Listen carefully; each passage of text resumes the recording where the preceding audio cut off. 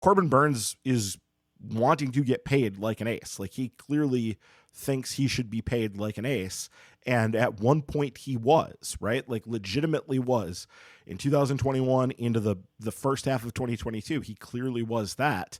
But he's going to have to show that he can continue to be that, or be that thing again, if he wants to get paid like that. And right now, frankly, he's not all that close to it. His strikeout rates have really plummeted, and really, really, really plummeted. Like, they're down just drastically, like half of what they were in his Cy Young season. Yeah, in 2020 and 2021, he was up at about 35%, 36.5 and 35.6. Last year, it actually did drop off to 30.5%, and I wonder if we saw more of that in the second half. I'd have to go back and look at splits of that to see how it tracked by month, but it certainly felt like he wasn't as effective in the second half. I mean, we know he wasn't. His numbers weren't as good in the second half of last year. Got pointed out in the arbitration hearing, much to everybody's chagrin. That's why they missed the playoffs. Yep. Duh. Yep. Yeah. But it's 23.5 this year. I mean, he is down 12 percentage points basically from where he was at his peak. And that's going to affect anybody's dominance. Anybody who has that much of a fall off in terms of how many bats they're missing is going to see a decrease in effectiveness. And exactly why that is happening, I couldn't tell you. He's not missing bats with the cutter. Like, the main thing is he's not missing bats with the cutter. He has a 24.9% whiff rate on the cutter, which he throws just way more than every other pitch. That seems to be the main problem with it. And some people have said they think it's partly a location issue on that the pitch isn't as well located as it used to be. I wonder if people have just sort of gotten less eager to swing at it unless they know it's going to be in the strike zone, and they're more willing to take it when it's on the edge and just like take their chances with it. And that's a tough thing sometimes, because it's not the cutter. His cutter isn't a breaking pitch. It's more of a fastball, but it's in that gray area between a fastball where the location is generally a little bit sharper and a breaking pitch, which usually the location on those is a little bit more variable, right? Yeah. And his is sort of in between that. And if guys are just saying, hey, look, I'm not going to swing at that thing unless I'm sure it's in the strike zone, it might be the batters are just approaching him a little bit differently, and the scouting report on him and how they're handling him has changed too. It could be a lot of different things. But I wonder if he's actually throwing it just too much, and there's just not enough diversity in his repertoire compared to what it used to be. In 2021, he threw slightly under 1,400 cutters over the course of the season. In 2022, he threw 1,800 cutters over the course of the season. Ooh. And if you go to Savant and just look at his chart, it looks like he throws the cutter too much. Like, it pops out there. He's thrown 751 so far this year. We're about to hit the halfway point next Friday, so he'll probably be on pace for about 1,600 when it's all said and done, and with some shorter outings compared to last year. And it's definitely impacted. His other pitches aren't missing bats as much either, but he just throws it so much more. Like, that's going to be the driving force behind whether he misses bats or not. And I suspect he needs to bring a little bit more diversity into his repertoire to actually keep guys off balance a little more. They're looking for that, and he's not missing at all when he throws it. He's got to fix that.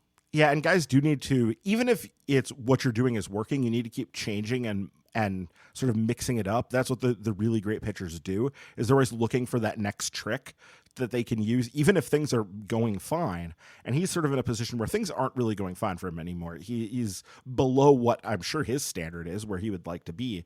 But I'm looking at like 2021, the range in cutter usage by month here, at its low point was 47. At its high point, it's 55.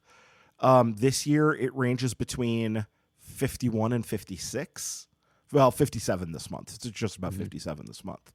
So he's kind of in the same range, but that doesn't mean that what Paul said isn't true.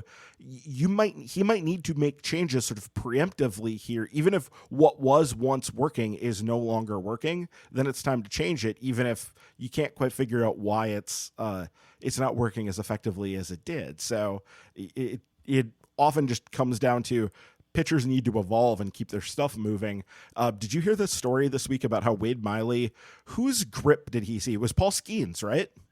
Paul Skeens. Yeah, he was just watching the College World Series on TV, and it's like, I'll just throw that sinker now. And he did. It was wild. And like, so that is weird. Okay, that's some weirdo stuff, and also why I love having him on the team, because I hope everybody that rubs off on everybody else, like, oh yeah, you're just gonna go tinker with stuff and just like Sure. and mess around with stuff like that. Like, that's every team should have that guy who's just like, you know, like the mad scientist with pitch grips and all that stuff. I think Brett Suter used to be that to a certain extent. Yeah, I think so. But yeah, like, but the ability to just like have it pop in and be an effective pitch for you like 2 days later when you're making a big league start, that's weirdo. That's not normal. That's not something you could just teach. That's some strangeness right there. All right. Well, maybe Corbin Burnes needs to do that to address this oddity that PJ Wessels pointed out. No. The dreaded reverse platoon splits. So Corbin Burnes, PJ Wessels notes, has quite the reverse platoon split this season, allowing a line of 185, 272, 268 against left-handers, but 246, 301, 427 against right-handers.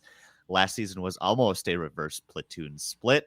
How would you fix this imbalance? I doubt this is something the front office wants to see from pitchers, Paul. I don't know how to explain this one specifically, especially given the cut fastball thing. Like, I feel like that maybe I'm wrong, but I feel like that's not a reverse platoon split driver most of the time. But I got nothing. It's annoying to see. It's just another Brewer thing that drives me crazy. But it probably does speak to his need to improve his repertoire and add some diversity to it. If you are not getting out same side pitching, it means same side pitching is seeing something way too well. And it shouldn't be too hard to figure it out. I'm trying to frantically pull up StatCast pitch splits the whole time we've been talking and have failed to do so. So I'm not sure what's going on there. Yeah, I looked up because he mentioned last year that it was pretty close to this. It was like 590 against righties and like 610 against lefties in terms of OPS. So good either way. Like, it was, either number was good. So you don't really worry about that. But it is a little bit strange. And it is, Paul's right about this. This is something that is something about your stuff. If you're not getting out same side hit errors at a high rate, it's some sort of deficiency of stuff, because that's the where hitters have the biggest disadvantage and where they're most susceptible to big breakers is against same side pitching. And if you're not getting that, which it feels like Corbin Burnes should be getting a lot more of that, then something is funky here, though.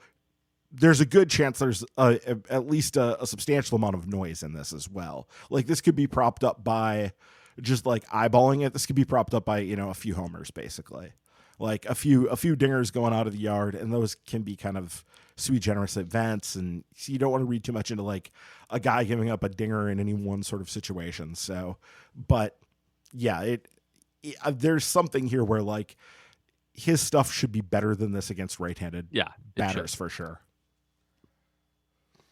I guess on that note, I did manage to pull up some sort of pitch tracking quickly here.